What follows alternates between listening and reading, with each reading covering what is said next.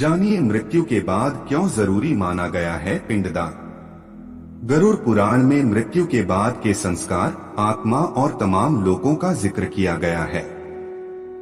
साथ ही मृत्यु के बाद शरीर के अंतिम संस्कार से लेकर पिंडदान और 13वीं तक का महत्व बताया गया है। गरुड़ पुराण सनातन धर्म के 18 महापुराणों में से एक है।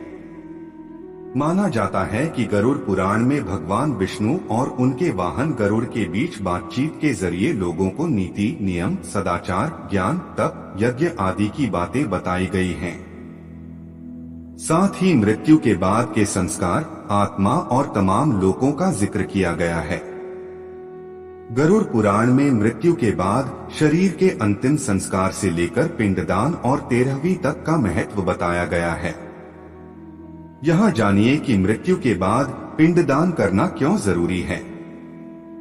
वीडियो में आगे बढ़ने से पहले हमारे YouTube चैनल जीवन ज्ञान संगम को लाइक, सब्सक्राइब करें और कमेंट में जय श्री राम लिख दे। आपका कल्याण ही कल्याण होगा। गरुड़ पुराण के अनुसार मृत्यु के बाद मृत व्यक्ति की आत्मा 13 दिनों तक अपने परिजनों के बीच ही रहती है। वो फिर से शरीर में प्रवेश कर जाना चाहती है, लेकिन वो ऐसा नहीं कर पाती। इस दौरान आत्मा भूख और प्यास से तड़पती रहती है और रोती है। इस बीच 10 दिनों तक आत्मा को उसके परिजनों द्वारा जो पिंडदान किया जाता है, उससे उसका सूक्ष्म शरीर बनता है, जो एक अंगूठे के बराबर के आकार का होता है। यही सूक्ष्म शरीर 13 दिनों बाद फिर से यमलोक की यात्रा को तय करता है और वहां के शुभ और अशुभ फल को भोगता है।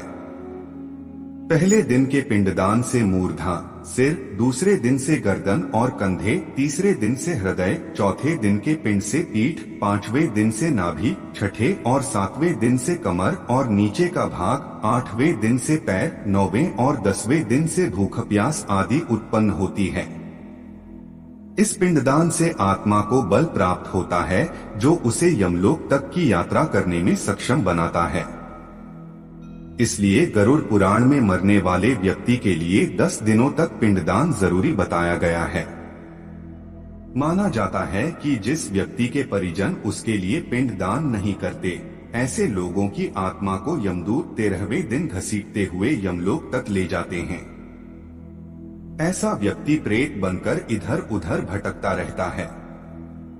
पिंडदान के बाद 13वीं के दिन जब मृतक के परिजन 13 ब्राह्मणों को भोजन कराते हैं, तो आत्मा को प्रेत योनि से मुक्ति मिलती है।